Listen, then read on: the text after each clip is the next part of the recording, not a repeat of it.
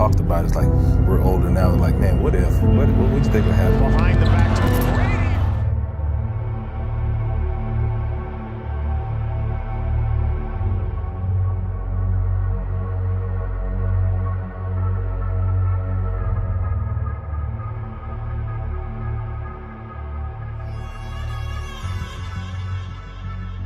What if Tracy McGrady and Vince Carter stayed together?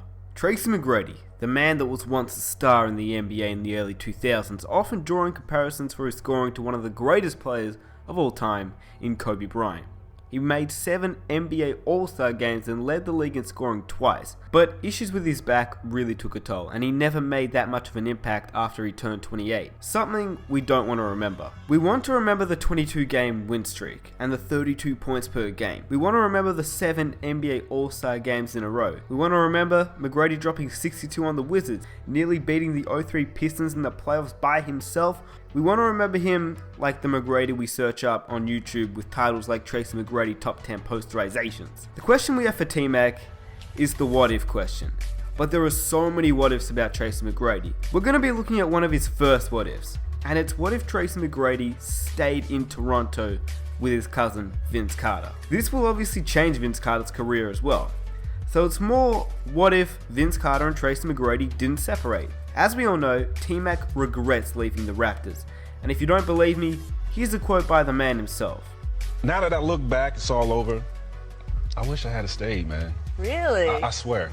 I swear I wish I had stayed. Really? Because, yeah, I mean, I've grown, you know, the 2 years that we played together. Mm-hmm. But I knew I could have continued to, you know, elevate my game and evolve into the player that I became, even playing alongside of him.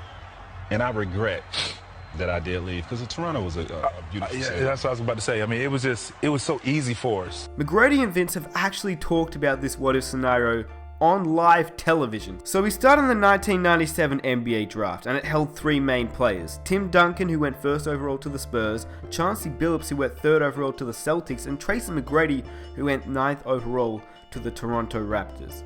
T-Mac at age 18 was the youngest player in the NBA, and the inexperienced Raptors struggled throughout the season, with their regular season record regressed to 16-66. The Bulls won that year, with MJ winning the MVP and taking home the championship. The next season, the Raptors made a trade at trade deadline. Remember how Billups was picked 3 by the Boston Celtics? Well, he didn't even fit in with the Celtics at all. And Billups was actually traded to the Toronto Raptors in exchange for All-Star point guard Kenny Anderson on the last day of the 1997-98 NBA trade deadline.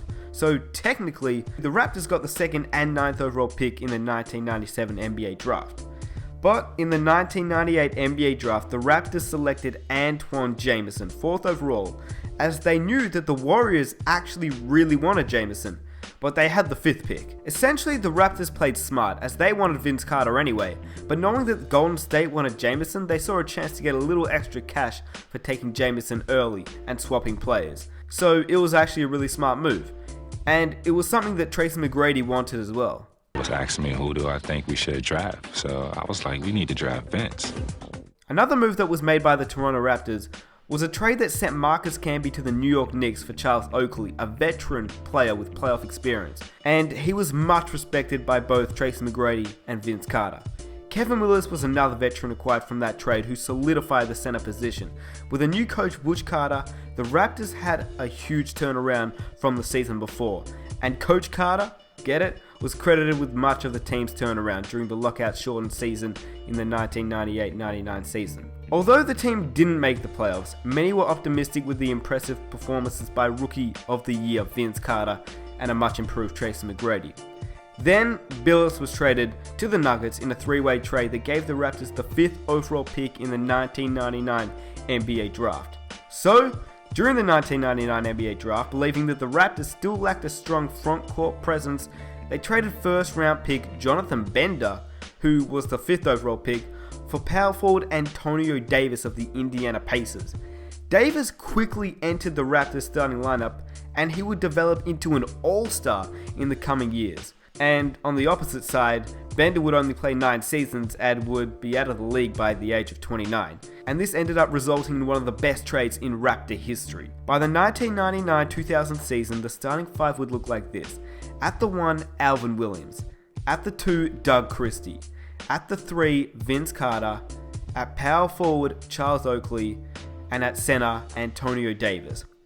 And by the way, this is actually true to real life. McGrady was coming off the bench. Most of the games Tracy McGrady played in, he only started 34 out of the 79 games, which is something that I disagree with, and in the long term could have made sense to why Tracy McGrady left the Raptors. So as this is the what if video, we're letting McGrady start at small forward earlier than he would have in real life. McGrady has clearly stated that he didn't like his role in Toronto, and now he has a chance to start. Obviously, they moved Vince Carter to shooting guard. That meant Doug Christie was now the 6th man, but it was actually a rotation that worked well for the Raptors as they all got minutes, and players like McGrady and Christie would run the point at times. But as for the Cousins, it created a bond and higher team chemistry between T-Mac and Vince. The personalities were starting to mesh well between them, something that I guess you could say was not as good in real life. But it was good since they were both starting together.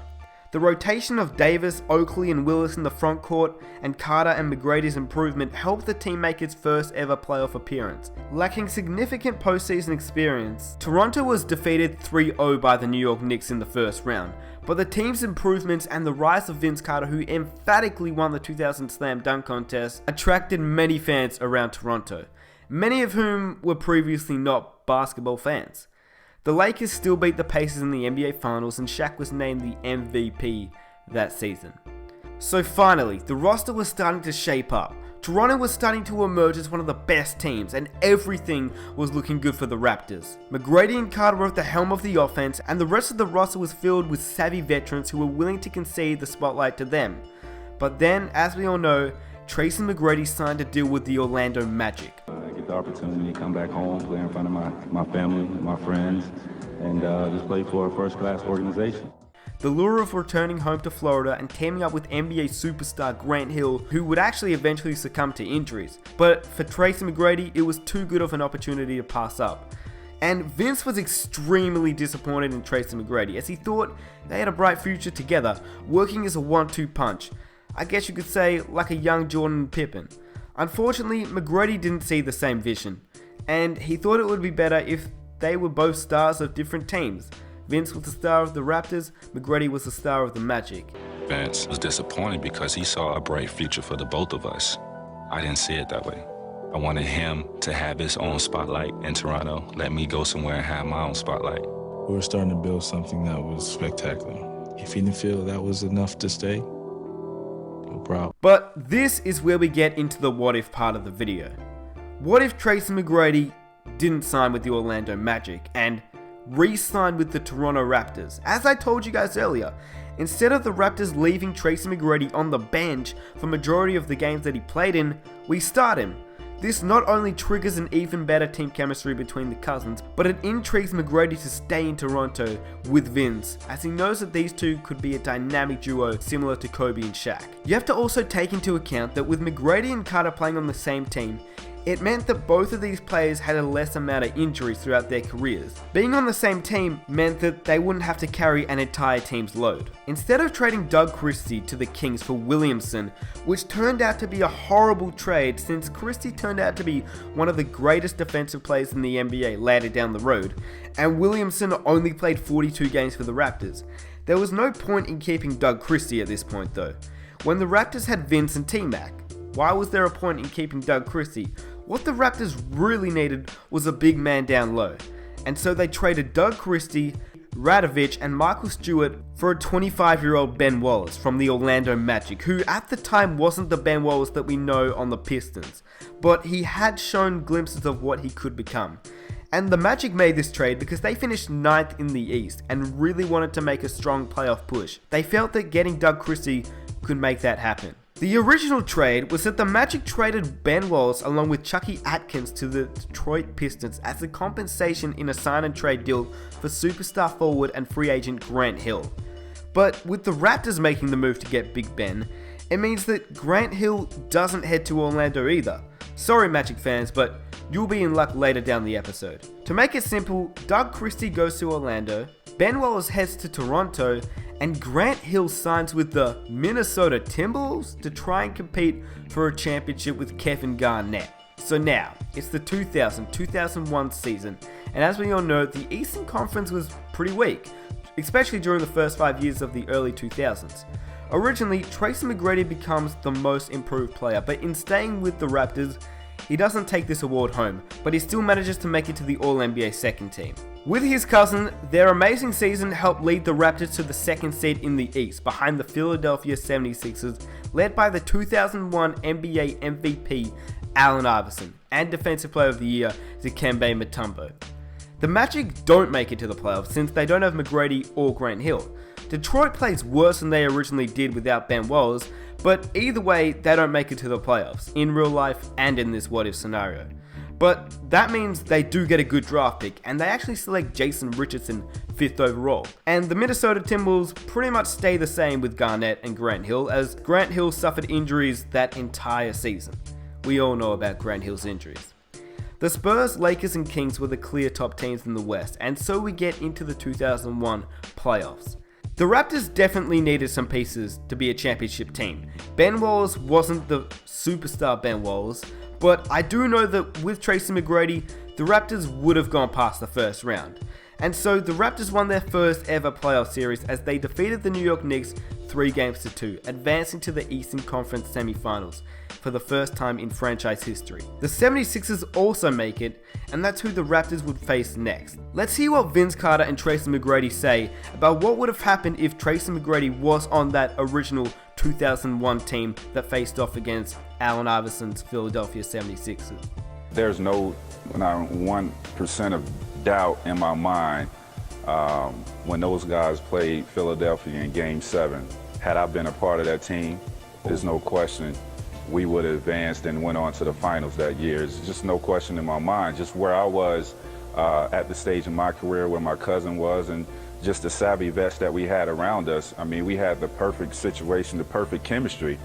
And, you know, I do think about that. Now, after hearing this and just thinking about this scenario, you would have to believe them. I mean, surely having a great player like Tracy McGrady, without a doubt, could have changed the outcome of this series. In real life, this series already went to a Game 7 without McGrady, and with McGrady on that team, I think the Raptors would have been able to beat the 76ers. Not to mention, they also had Ben Wallace. And so Toronto was advancing to the conference finals to face off against the Bucks. And in the West, it was the undefeated Los Angeles Lakers facing up against the Spurs. That's right.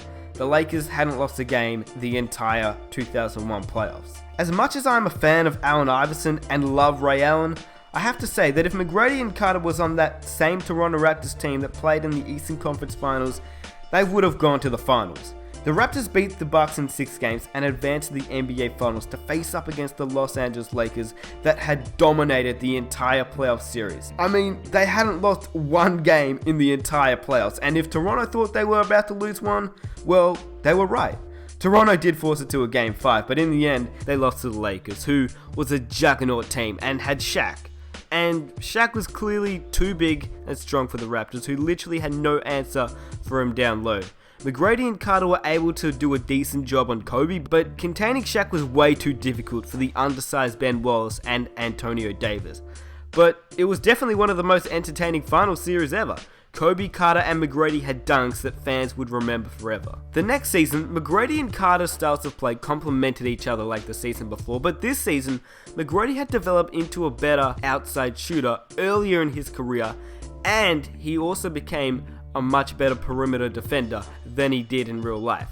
Carter was a slasher who could dunk on anyone, while McGrady was the perimeter player who had one of the smoothest jump shot in the game. And Ben Wallace was developing into one of the best defenders in the NBA, more of the Piston type Ben Wallace.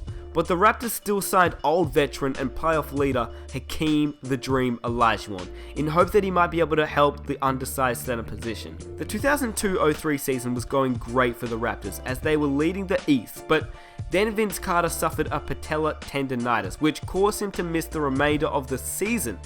And if you remember in real life, This is the reason why Toronto missed the playoffs entirely, and why they ended up getting Chris Bosh in the draft. But as the Raptors now have McGrady and Ben Wallace, they return to the playoffs to clinch the 6th seed. Duncan was named the MVP that season, but it was the Kings who dominated the season with 61 wins. The Raptors would face off against the Indiana Pacers led by Jermaine O'Neal and Ron Artest in the first round. Reggie Miller was still on that roster, hoping that these two could carry him to the promised land. During the playoffs, Vince had returned from injury, and he and McGrady were able to contain the Pacers and advance to the conference semifinals and verse the New Jersey Nets, a team led by Jason Kidd.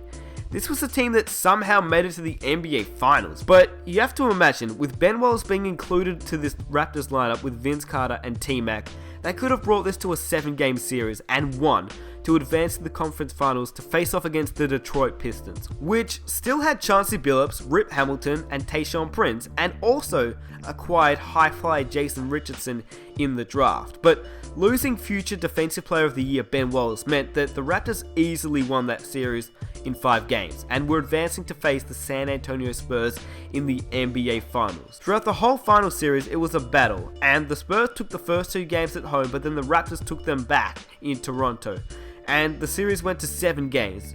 Bowen shut down Vince Carter in that series, but the Raptors still had McGrady. But last-minute heroics by the MVP Tim Duncan to seal the game in Game 7 for the Spurs was all they needed. And so, in back-to-back years, the Raptors had lost in the NBA Finals. And so, we head into the 2003 NBA Draft. The whole 2003 draft had changed with all the moves that had happened with Detroit, Orlando, Toronto, Golden State, and Minnesota. This is what the first 10 picks would look like. The Cleveland Cavaliers select LeBron James. LeBron still went number 1 overall to Cleveland, but Orlando jumps up to the 2nd overall pick and selects Carmelo Anthony from Syracuse University. They selected Carmelo Anthony since they didn't have McGrady or Grant Hill and needed a small forward. The Nuggets would actually select Chris Bosh, which they actually decide to use as a trade piece since they already had great big men.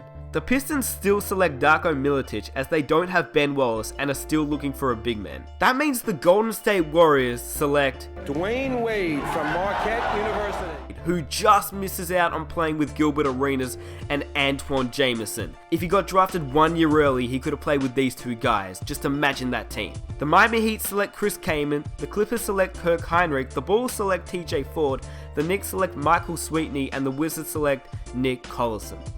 By the 03-04 season, the Minnesota Timberwolves finally had a decently healthy Grant Hill to play alongside Kevin Garnett after all these years on the sidelines.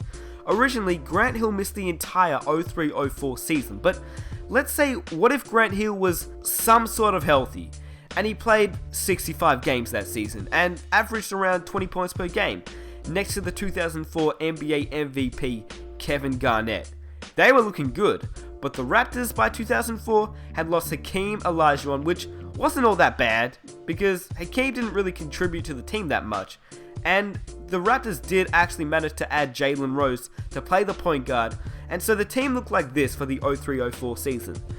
Jalen Rose played point guard, Vince Carter at the shooting guard, Tracy McGrady at small forward, Antonio Davis played the 4, and Big Ben Wallace at the center position. The Raptors finally, after all these years, led the league, having the best record in the NBA of 62-20. Tracy McGrady finished 2nd in the MVP voting behind Garnett, and Vince Carter was named in the All-NBA second team. Ben Wallace was named in the All-Defensive first team, as well as in the All-NBA third team, which is actually a downgrade from real life, where Ben Wallace in real life made the All-NBA second team. Other teams that were competing for a championship that season were once again the Pistons, Indiana, Minnesota, the Spurs, and of course the Lakers as well. But just like in real life, if you remember, the Lakers played with uneven team chemistry that entire season. It was the season that Kobe was accused of rape, and it was the season that Shaq threatened to murder Kobe, which is pretty crazy. Anyway, another note is that the Nuggets don't make it to the NBA playoffs since they don't have Melo, and Miami doesn't make it to the playoffs either since they don't have Dwayne Wade. In the first round though, it was a breeze for the Raptors as they faced the 8th seed Boston Celtics, led by Paul Pierce. The second round, they would face up against the New Jersey Nets, a team that didn't really have much hope against the Raptors. Kidd was injured, and Richard Jefferson got shut down by T-Mac. Instead, they lose in 6 games. So in the conference finals, it was Minnesota with Kevin Garnett, Sprewell, and Grant Hill versus the Los Angeles Lakers with Gary Payton, Karl Malone to team up with Kobe and Shaq. Anyway, the series was really close, but it was the Lakers that won it, and they were advancing to the NBA Finals for the last time with Kobe and Shaq teamed up together. In the East, it was Toronto versus Detroit. And one of the main reasons that in real life the Pistons won the championship that season was because of Ben Wallace. But the Raptors now had him, and so I strongly believe that they would have been able to beat the 04 Pistons team in the conference finals without the Pistons having Ben Wallace and the Raptors having him instead. That means they were advancing to the NBA Finals for once again another shot at an NBA championship, but this time with a healthier Vince Carter, a better Tracy McGrady, and a defensive monster in Ben Wallace. Hey, if the real life Raptors could beat the Lakers team who were losing no matter what with the team's turmoil and Kobe and Shaq's beef, then ultimately that means your Toronto Raptors are the 2004 NBA champions. The next season in real life, Shaq left to join the Miami Heat after a huge fight between himself and Kobe, as we all know. But since Miami doesn't have Dwayne Wade, Shaq doesn't go to Miami and returns to Orlando. That's right, he goes back to Orlando. He joins Carmelo Anthony and a rookie Dwight Howard, who still ends up in Orlando with the first overall pick because, as we all know, the NBA is rigged. But in which case, Shaq would become a mentor for Dwight Howard, which I guess is pretty funny how things happen, huh? Tim Duncan and his Spurs go on to win the 2005 NBA championship. Later down the road, all these trades and draft selections would cause the Miami Heat to never get a big three of LeBron, Dwayne Wade, and Chris Bosh, but it would still happen, just on another team. And Shaq would only play for 2 teams, which is pretty crazy. He didn't play for all the teams that he ended up playing for in real life. He only played for 2. The Magic, the Lakers, and then back to the Magic. But he would retire in Orlando because he saw the future that the Magic had between Dwight Howard and Carmelo Anthony, and they were starting to take over the league. And he decided that it would be best for the team to retire earlier than in real life. So Orlando fans, it wasn't so bad losing McGrady and Grant Hill, was it? As for the Pistons fans, you don't get a ring, but you do have a bright future, because if the Pistons can attract a good defensive center to fill the void of Ben Wallace, they'll be set and a definite chance of competing for a championship. As for the Raptors, I think that if McGrady and Carter played together, they would have won a championship in 04, and maybe in 06 as well, since the Miami Heat don't have Dwayne Wade or Shaq, which means they don't make the NBA championship that season, and obviously they don't win it. But by 2006, McGrady and Carter were both dealing with injuries at this time, and the injuries that they had ended up destroying their careers. But in saying that, they both were now NBA champions, which both of them desperately wanted more than anything in the world, and both of them were definite Hall of Fame players. But I'd say if the Cousins stayed together, they would have won at least one championship. After they'd won a championship, the team sort of fell apart as injuries took a toll on Vince and T-Mac, and even if the injuries weren't as bad as real life, they still had injuries that they had to deal with.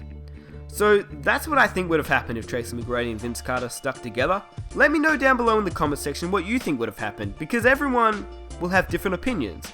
I hope that you guys enjoyed this video, and if you did and you would like to see more what ifs or past what ifs that I've done, then definitely hit that subscribe button for more what ifs, and if we can reach 4,000 likes, I'll start the next what if video. So